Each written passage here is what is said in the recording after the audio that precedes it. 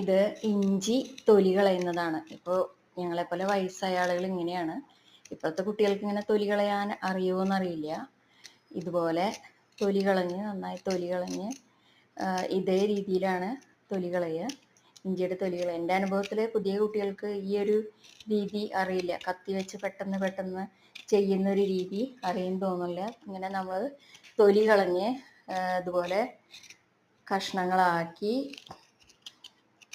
കഴുകി നുറുക്കി കട്ട് ചെയ്ത് വെച്ചാൽ നമുക്ക് ഒരാഴ്ച വരെ കേടാവാതിരിക്കും. ഇത് കഴുകി ഒരു കവറിലാക്കി വെക്കാം. കവറിലാക്കി വെച്ച് കഴിഞ്ഞാൽ ഒരാഴ്ച വരെ കേടാവാതിരിക്കും. നമുക്ക് കാലത്ത് വീട്ടമ്മമാർക്ക് പെട്ടെന്ന് ജോലി എളുപ്പമായിരിക്കും.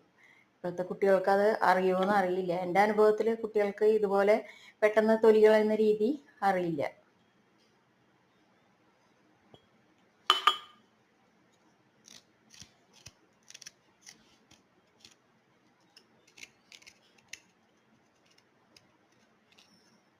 എന്നിട്ട് നമുക്ക് വീട്ടമ്മമാർക്ക് രാവിലെ ഇതുപോലെ തൊലി കളഞ്ഞ് വെക്കാറുണ്ട്. ഞാൻ ഇങ്ങനെ പൊതുവെ തലേ ദിവസം ഓരോ കാര്യങ്ങൾ കിച്ചണിലേക്കുള്ള ടിപ്സ് ഇങ്ങനെ കാര്യങ്ങൾ ഓരോന്നൊക്കെ ചെയ്തു വെക്കും.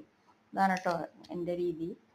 ഞങ്ങളെപ്പോലെ വയസ്സായ ആളുകൾക്കാണ് പെട്ടെന്ന് ഇതുപോലെ ചെയ്യാൻ പറ്റും. പുതിയ ആൾക്കാർക്ക് ഇത് ഇതേപോലെയാണ് കത്തി വെച്ച് ചെയ്യുന്നത്. Okay, by.